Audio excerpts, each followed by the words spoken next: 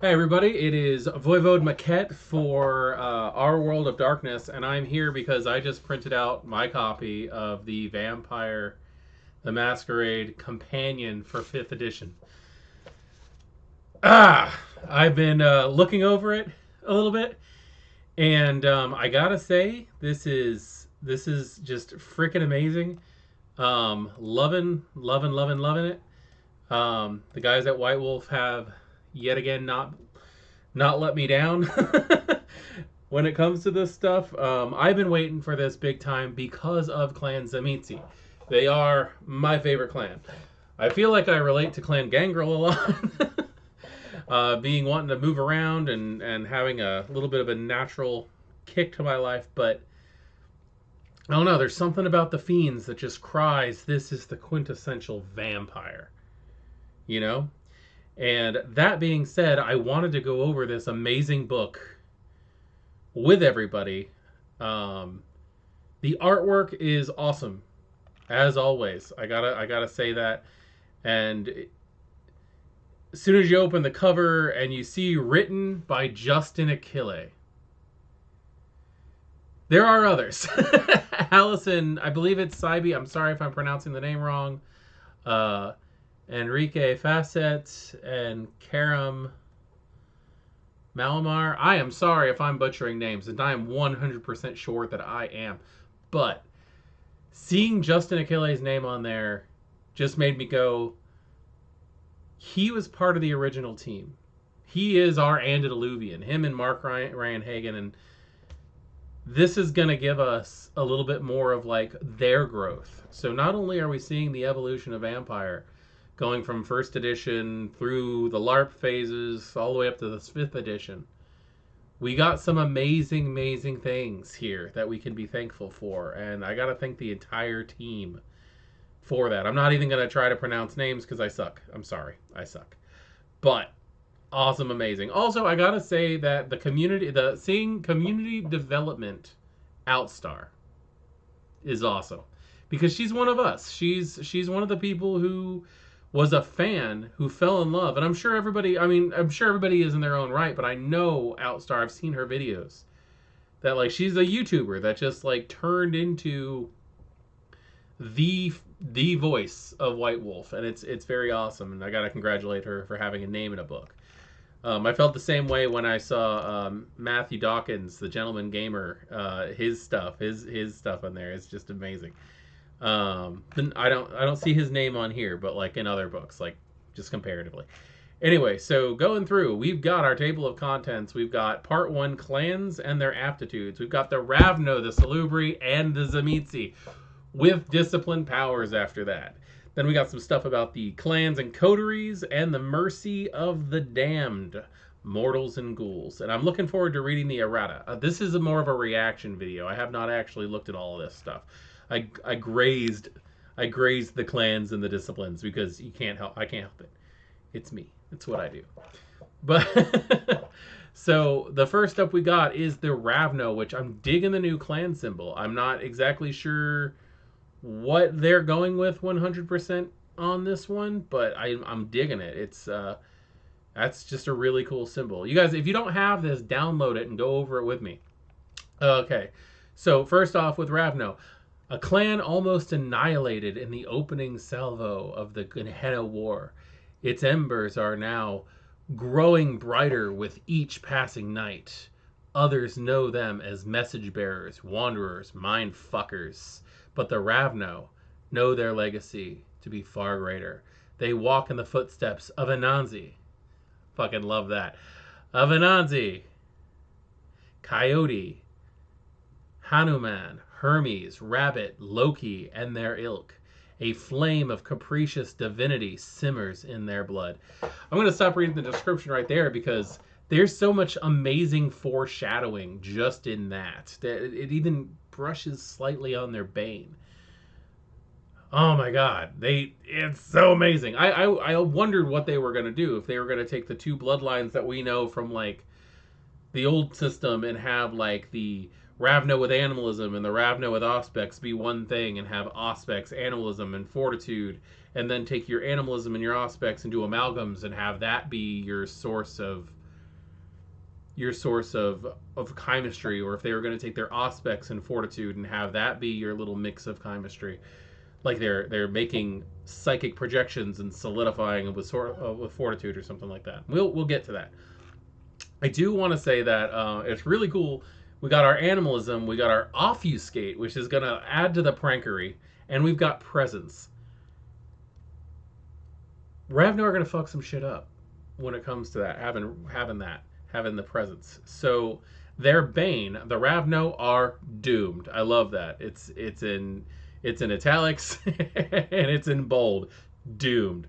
The sun's fire that incinerated their founder's rage. Sorry, I said that completely wrong. The sun's fire that incinerated their founder rages through their blood and their clan, erupting from the very flesh if they ever settle down for too long. If they slumber in the same place more than 1 in 7 nights, roll a number of dice equal to their bane severity. They receive aggravated damage equal to the number of 10s, critical results, rolled as they are scorched from within. This happens every time they spend the day in a location they've already slumbered in less than a week before. That constitutes a location in regard depending on the scope of the chronicle, but unless otherwise stated, 2 resting places need to be at least a mile apart to avoid triggering the bane. Furthermore, a mobile home haven such as mover's truck is safe as long as the place that the truck is parked is at least a mile from that location. Ravno characters cannot take the no haven flaw at character creation. So they're not dealing with sin anymore when it comes to this. They're dealing with the fact that the sun, the power of the sunlight that killed Zappathasura has actually, it's in their veins now. Their founder's destruction during the Week of Nightmares is actually inside their veins. Their own blood releases the UV energy that is going to end up killing them if they sit in one place too long, forcing them to be moving around. Their compulsion is tempting fate. The vampire is driven by the blood to court danger, haunting him as they are. The righteous fire burns its way through up their lineage. And why not? The next time the vampire is faced with a problem to solve, any attempt at a solution, short of the most daring and dangerous, incurs in a 2 dice penalty. Can you tell I used to be like big into LARP? 2 trait penalty. The daredevil is free to convince any followers to do things their way, but just as likely to go at it alone. The compulsion persists until the problem is solved or further attempts become impossible. So when the Ravno Antediluvian's blood, when the Ravno blood takes over, they're forced into this Evel Knievel lifestyle kind of situation. I'm very interested to see how that's going to go. We got some archetypes. We got the Midnight Motorcycle Courier. We got the Operative for Hire. We got a dog whining at my door because he wants in my room. Give me 1 second. Come on, get in here. Can't listen to you whining. I can't have you crying in the background. We got the Operative for Hire. We got the Travel Agent. These are they're just amazing. They're flipping awesome. And then we got our dear Cyclopses. We've got the Salubri. The schemes of the kindred yield winners and losers, and each winner demands a loser pay the price for that success. Such is the case with the Salubri. Centuries ago, renowned for wisdom and erudition, I might have pronounced that wrong. I'm dyslexic, and I'm trying my damnedest to get this out as best as I can for you people. But now, little more than despised footnotes in the schemes of the damned. Tonight, the Salubri are arguably no longer even a clan. Their progenitor, so it is told, having succumbed to the fangs of a more ambitious usurper, who bolstered his own clan within purloined blood. We all know what happened. Out of character, we all know what happened. The Salubri got screwed over because of Clan Tremere. And something tells me, like, I'm not sure 100% on the out-of-character history of all that. I don't know if the Salubri were created as a lore point, as a plot point for the Tremere. I do, to my understanding, that's how the Cappadocians were set up. That the Giovanni were one of the original clans, and they wanted to give them some, like, devious backstory to say where this vampire mafia came from. And I think that might be the case with the Salubri. But they get Auspex, Dominate, and Fortitude. It's a great mix. It's a great mix. We've got their Bane here. The Salubri are hunted. Kindred of other clans are especially appreciative of Salubri Vitae. Salubri Vitae is delicious. It's a delicacy. You smear it on a cracker. Everybody loves it. And then you have their Compulsion, which is effective empathy. They can't help it. They have to get involved in other people's lives. When their compulsion comes up, they need to solve a problem for somebody. It doesn't have to be a big problem. It just has to be the problem that's bothering the person at that moment. Because they understand that even though something might seem to be a small thing for one person, to the person that it's affecting, it's important. And they're there for that person. They're screwed. They're so fucked. I cannot wait to see what happens. Now, my all-time favorite, to the Tzimisce, possession is all. They aim to conquer and rule the subject of their possessiveness, jealously guarding it like their namesake dragon would its hoard. The Tzimisce are no longer the spiritual backbone of the now defunct Sabbat. I mean, maybe the Sabbat are still out there.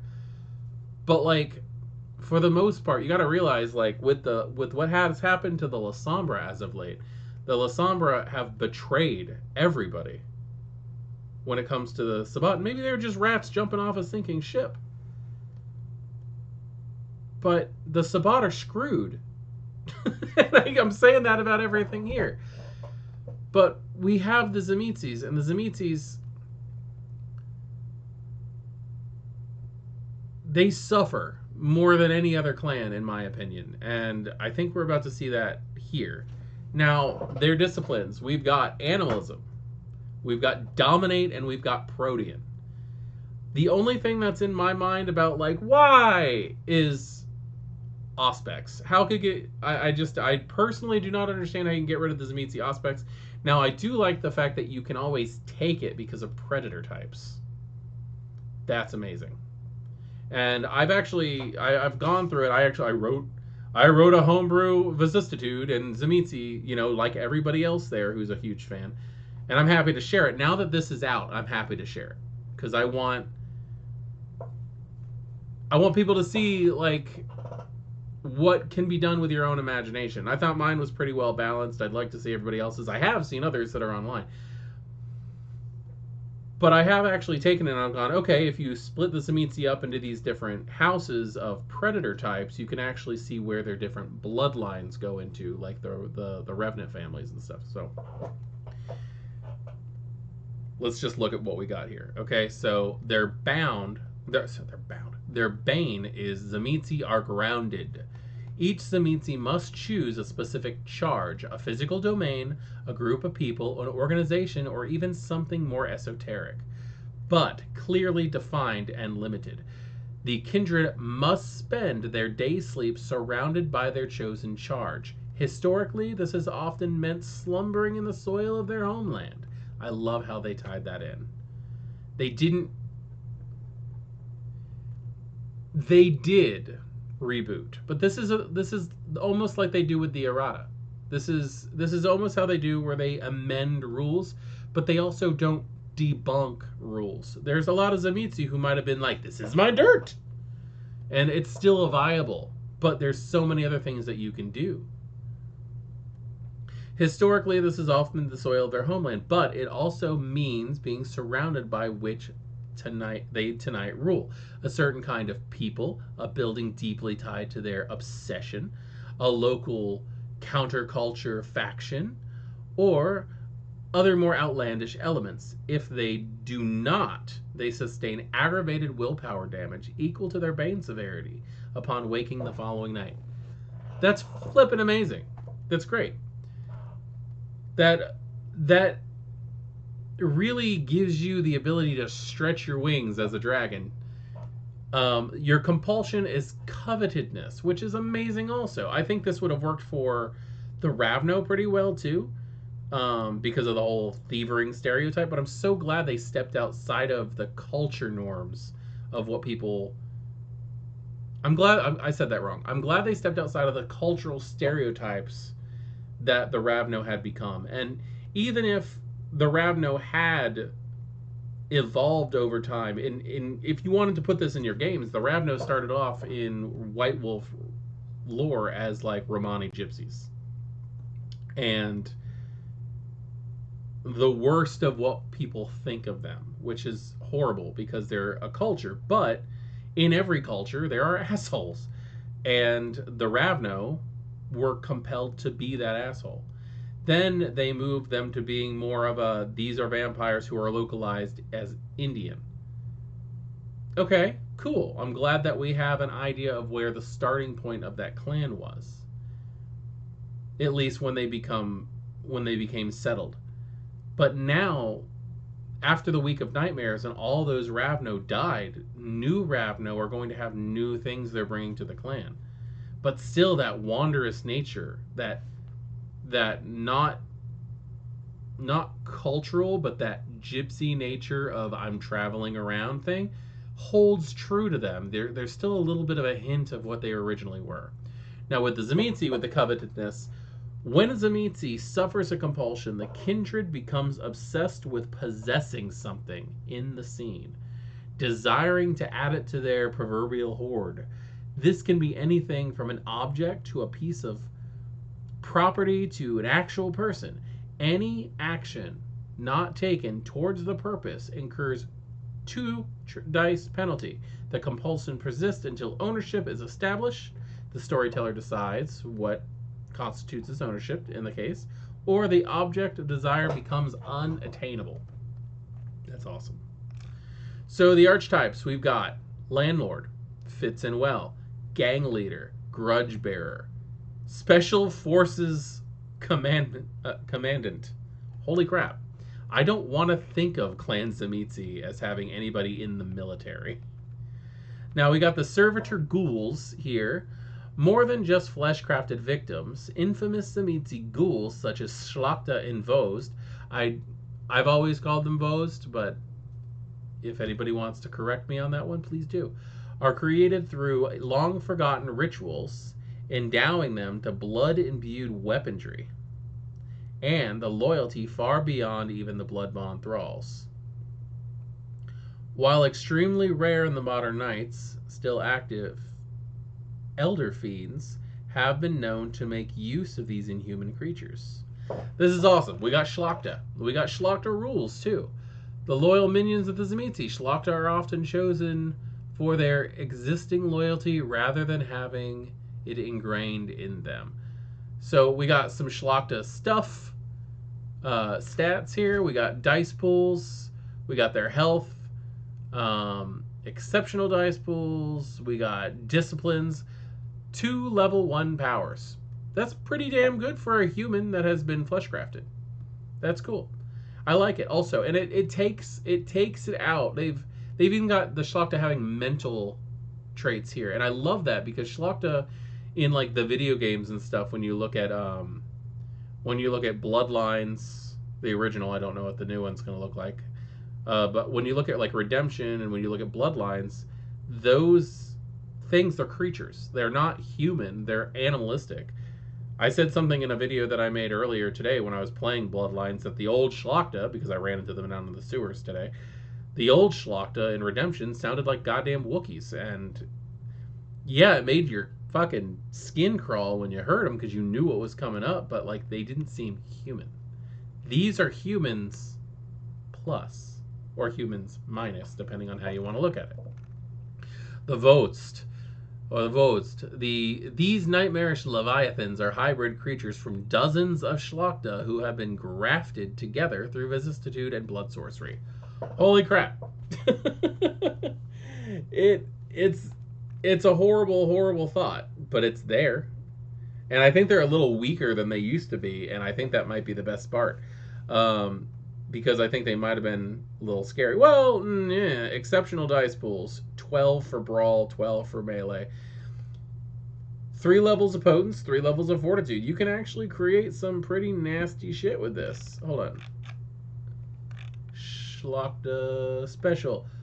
When created for war, the rituals imbued the bone spurs of the Schlachta with properties equivalent to feral weapons. Okay, so you get feral claws with Schlachta. That's cool. So what is the special? The Vost has vicissitude augmented physical modifications that behave as weapons, dealing non-halved superficial damage. So they effectively gain feral weapons as well. So awesome. I love how it says good luck at the end of the description. Here we go. We're going to go into detail on these. Disciplines. Auspex, level 2, Obeya. Amalgam, Fortitude 1. So you have to have Fortitude 1 and Auspex, and you have to buy Auspex 2 to have this one. Obeya. The vampire soothes the mental and emotional turmoil of the subject, restoring them to a modicum of steadfastness. It is especially effective when used on mortals, either to help them through momentary agitation or to calm them before feeding on them. Let's see, 1 rouse check and additional willpower depending on the circumstances. That's nice. Dice pools, composure plus Auspex. System. The vampire rolls composure plus Auspex, difficulty 2, and restores a number of superficial willpower damage levels equal to the margin of the roll. Alternately, the user restores 1 aggravated damage level for every 3 successes in the margin. If successfully used on a mortal, Obeya similarly calms them if they're in a turbulent emotional state and puts them otherwise at ease. Use of this power takes a whole turn. If the vampire spends an entire scene instead, reduces the difficulty to 0. Obeya must be used on someone other than a vampire invoking this power. A subject can be affected by the power only once per night. Nice. If the user soothes more than 1 subject per night, the user suffers from superficial willpower damage equal to half of the number of successes in the margin every time for an additional subject, and they take on the burden of so many charges. That's nice. I like how it psychically and emotionally weighs on the Salubri who uses it too much, because I can see that power becoming an addiction. I can see them being junkies for making people feel better, in which case they eventually become junkies of feeling like crap because they're feeling emotions. Unburdening the bestial soul. I always say bestial, but it's bestial. Amalgam 3, dominate 3. So this is a dominate power, and you have to have Obeya to use it. So this is an amalgam of an amalgam. So interesting. As seekers of the promises of Golconda, some vampires explore ways to remedy the turbulent souls of their fellow damned.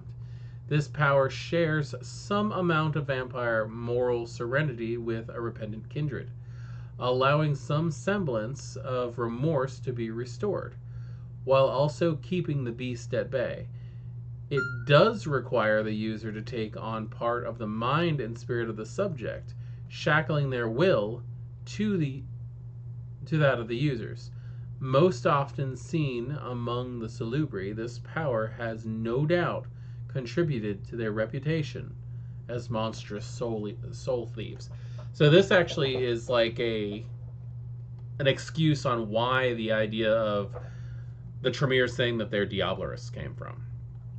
So this is 2 rouse checks, and you gain a stain for taking on the burdens of the other vampire. The vampire spends a scene in seclusion with the subject and rolls composure plus Auspex versus the humanity of the subject. For every success in the margin. They can remove one stain from the subject or erect a psychological shield that will protect the subject from future stains on a one-for-one basis. For example, a margin of 3 applied to the subject with no stains would effectively cancel out up to 3 stains acquired later in the session. Interesting. You can actually prevent future stains, so that's cool. On a critical win, the user can choose to forego the above benefits, instead restoring a single point of humanity to the subject, but no vampire can gain that benefit more than once, ever. That's pretty freaking kick-ass too. Unburden the Bestial Soul works only on vampires and only on subjects whose humanity is lower than that of the user. No matter the benefit received for the rest of the session, the subject is numbered, having part of their mind merged with the user, and any dominate powers used on them by the power of the user succeeds automatically with no eye contact necessary. So you get automatic control over the person if you use this power on them through dominate. This gives you some pretty wicked abilities. When the power expires, all psychological shields not used are lost. Though stains removed or humanity gained, initial application do not revert. Sweet. Lasts for a session. That's a pretty cool power. I've never been a huge Salubri fan. Like, I like the idea of them, but I've never actually had the ability to play one.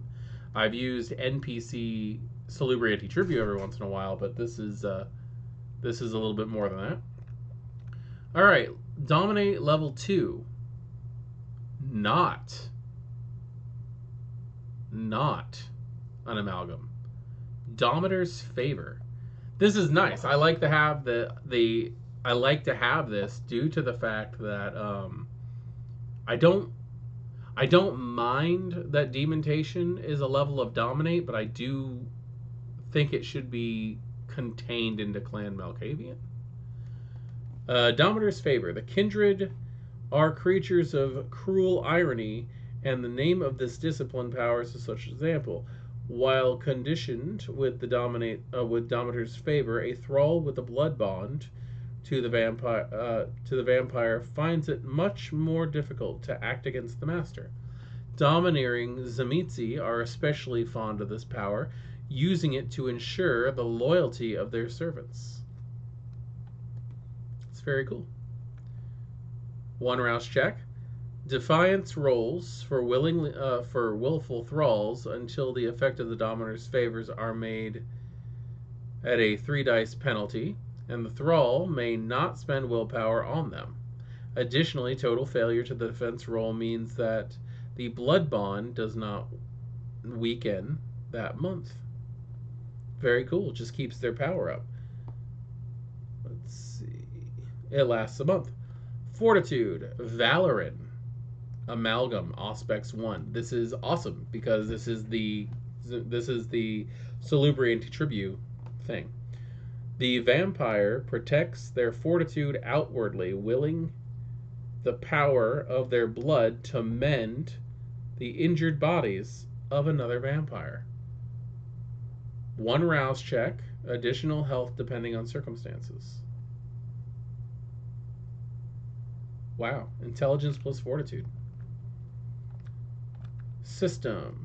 The vampire rolls intelligence plus fortitude against a difficulty of 2 and mends a number of superficial health damage levels equal to the margin on the roll. Alternatively, the user mends 1 aggravated health damage level for every 3 successes in the margin. Use of this power takes a whole turn. If the vampire spends an entire scene instead, reduce the difficulty to 0. Holy crap. Valoran must be used on someone other than the vampire invoking the power and can be used only on vampires. A subject can be affected by the power only once per night. If the user mends more than 1 subject per night The user suffers superficial damage equal to the number of successes in the margin. For every additional subject as they take on the burden of the change. Duration, NA. That's awesome, because the idea of somebody like, I'm healing this person, and then all of a sudden their body erupts in wounds, just sounds pretty freaking cool. Obfuscate, level 2, Chemistry, Amalgam Presence 1. So Chemistry is a mix of Presence and Obfuscate. That's pretty damn cool. The vampire is able to create a brief but vivid hallucination, distracting and drawing the attention of those affected. A hallucination can affect any single sense. It can be visual, audio, tactile, etc., occurring long enough to make an impression before ceasing. The user decides on the specifics of the hallucination, though, due to the brief nature, it cannot convey more than something glimpsed in the corner of the eye or a voice faintly heard. It cannot be employed to create a fake ID, for example. Okay. It's manipulation plus obfuscate versus composure plus wits. 1 rouse check. The vampire rolls manipulation plus obfuscate. Anyone unprepared and within eyesight of the vampire is eligible to experience the hallucination. I like the fact that Chemistry is outright being called a hallucination on this one. That's pretty damn cool. We got Fata Morgana, which is Presence 2 you have to have. The vampire can craft elaborate hallucinations, making any subject in their vicinity see, hear, or feel whatever the user can devise. From seeing and tasting the takeout container filled with maggots and rice to a thunderous... you just got to jump right into the Lost Boys, don't you? It's okay. We all know that... what's his name? The dude who plays Bill. I can't remember his name. Anyway, we all know he was a Ravno in Lost Boys. We all know that. I gotta stop being as detailed in my readings of these because they're just so it's detailed, but you can make like real hallucinations that affect the hell out of people. Okay, Protean, level 2, Vicissitude, dominate. I see that as you are now dominating your own beast to transform the way you want it to. I love that. So, Amalgam, dominate 2, rare outside clans Tzimisce. This power allows a vampire to demand obedience of their own flesh. Skin, muscles, and even bone can be sculpted or warped out of shape. As a result, something unnervingly beautiful, but just as often monstrous. Skilled users can craft bizarre characteristics or reshape entire bodies. Though larger transformations exact a heavy toll on their physique. Kindred who use Vicissitude, because this is just called Vicissitude, create everything from useful body tools to expressive ornaments. It is Resolve plus Protean, 1 rouse check. Every success on the roll allows a single Vicissitude change to be made to the user, though the total number of changes cannot exceed the user's Protean rating. That's awesome. I love how you guys did that. That is amazing. No matter the number of applications or successes, each change causes a loss of a single physical attribute dot of the user, as the body mass must come from somewhere. No attribute can be taken below 1, and each use of the power takes 1 full turn to perform. So there's an actual price. That's freaking awesome. Potential Vicissitude changes are listed below. You got redistribution, adding a single dot to any of your physical attributes. Cannot cause any attribute to exceed 5. That's cool. That's cool. Masquerade threatening. Oh. These changes are visible, but not masquerade threatening. Weapons. Once per subject only. The user gains the equivalent of a light, piercing, or heavy impact weapon. +2 damage in the form of a bone spur or a bludgeoning of dense cartilage. In contrast to feral weapons, the damage caused by the weapon is mundane.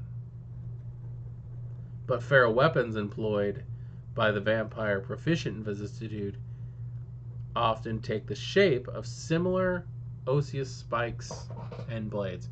So this gives you the option of having vicissitude crafted weapons and feral claws, effectively feral weapons. Armor. 1 attribute point can be turned into 2 points of armor value with an upper limit of 6 points of armor. This often takes the form of reinforced subdermal reinforced bone or layers of fat and cartilage. Nice. Appearance. The user can change their appearance for the sake of their identity, enhancing the looks merit, or mimic someone else. Other changes. More creative use of the power, such as creating a secret pouch somewhere on the body, moving the eyes around, and are beyond the scope of these mechanics. The storyteller needs to decide on the number of changes, the attribute points lost. Okay, so basically, it's telling you that this power has like a whole world of possibilities to be used on the aesthetic side, and that you need to be able to use discretion and agree with your storyteller on this. Fleshcraft. Vicissitude is a prerequisite. It is Dominate 2. Extending their mastery over the flesh, a vampire can now inflict ministrations on the bodies of others. Suck.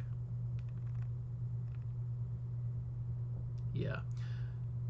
Well, I'm going to skip right down to the bottom there. Changes can be mended as aggravated damage, with each change equivalent to a single level of damage. Mortals will thus require extensive surgery. Permanent. Suck. Vicissitude's supposed to be scary, and they've won. They've won on the description of that. We've got our Horrid form, level 4. Horrid form, Amalgam, Dominate 2. You still need to have Dominate 2, and you need to have Vicissitude, which means you can do Horrid form and not worry about having flesh crafting. So that's pretty cool. With a mastery of the body so complete that it surpasses natural limitations, the vampire can take on the truly monstrous form, complete with vicious claws, protruding fangs, stab it, rigid features, corded muscles. Although its exact traits can vary between occasion, the form often has an individual specific appearance that manifests every time the power is used. A vision of the user's beast-made flesh. Some look like hellish malformed animals. Some look like demonic or atavistic. I think I'm pronouncing that right. Atavistic. And some defy the sense of worldly familiarity. Many incorporate traits of other vampires in nature, such as leeches, bats, ticks, mosquitoes. Magnified. Everybody's freaking out. Everybody's freaking out because I put this up on my Facebook, on the Our World of Darkness Facebook thing. So they've gone out of the realm of this being a Geiger creation, because I remember all the Horrid forms used to look like flippin'.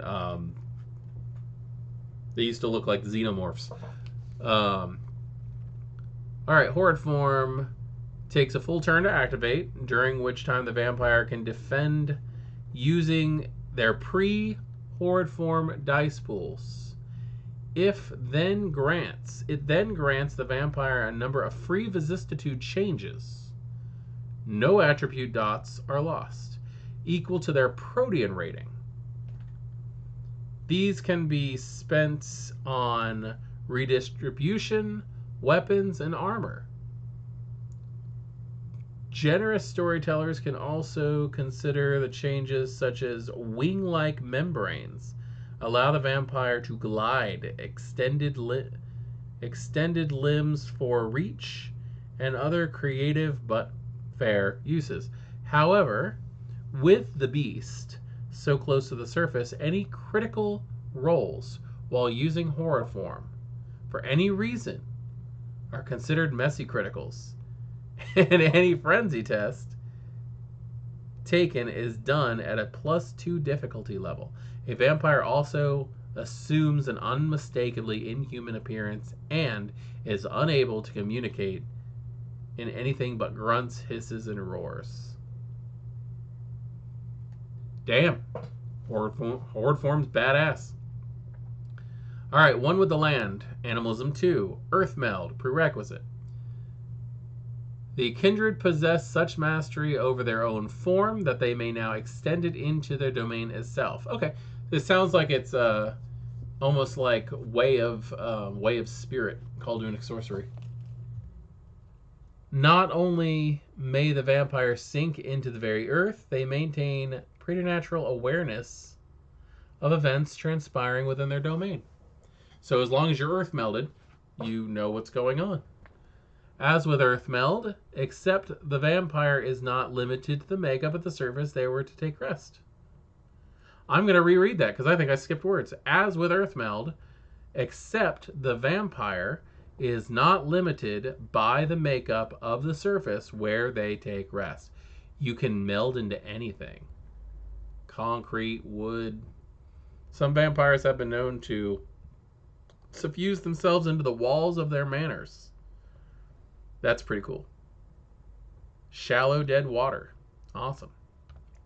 Additionally, in a distance of 1 mile in any direction from where the vampire's body has become one with the land, the vampire may elect to experience any sensory stimuli in that area, such as listening to a conversation therein, physically enjoying the lover's tryst, or catching the scent of a fire that unruly mob has been maybe stoking. The vampire experiences these senses through the presence of animals, however minute. That's really cool. Raising from the state before nightfall, the day after it has been entered requires a resolve plus Protean difficulty of 4. That's pretty freaking cool. Alright, clans and coteries. It's going to get into stuff, greater purpose. There's a lot of really cool stuff here, and there's also, they've got merits for your clan members of coteries. Like, you got Call to Purpose. Once per session, the Banu Hakim motivates a coterie mate they can see of rousing statement reminding her of their convictions, or even intense stare that call her to action. So that's pretty cool. The Bruja got it. Looks like all the clans are actually covered here. We got Bruja. We got Bruja 2. Bruja have... Oh, wait, no. They got Boot and Rally. Then the Gangrel have Pack Tactics. The Hakata. Love the Hakata. They have Ars Morendi. Almost all members of the Hakata clan are at least curiously familiar with death and the dead. Once per session, the Lazarine is able to mask the corpse of someone killed by a member of their coterie. They can disguise a foul play. Oh, cool. You can tamper with evidence. The Lasombra have a neat one called At Any Cost. The Magister sets a ruthlessly effective example for their coterie mates. Once per session, the member of Lasombra's coterie can choose to add 2 successes to a test made. That's cool. Malkavian's got it. Ministry's got it. Nosferatu got it. If anybody wants me to go any deeper on these clan merits, I'm happy to do so. But I really want to stick with the 3 big ones here. So we've got the Clan Ravno. Cryptolect. Clan Coterie Merit. Being forever on the move means having to find new ways to communicate with allies, using coded languages Onomatopoeia, gestures. This merit provides the Ravno and their coterie with their own pigeon. What? Oh my god. Anyway, this one lets you identify and contact your people better. Let's see. Ravno members means the kindred are no longer up to date. Okay. We've got Toreador then. Tzimisce. Wait, where's the Salubri? Did we pass Salubri? Where's the Salubri? Looking for Salubri, and I keep finding the Tremere.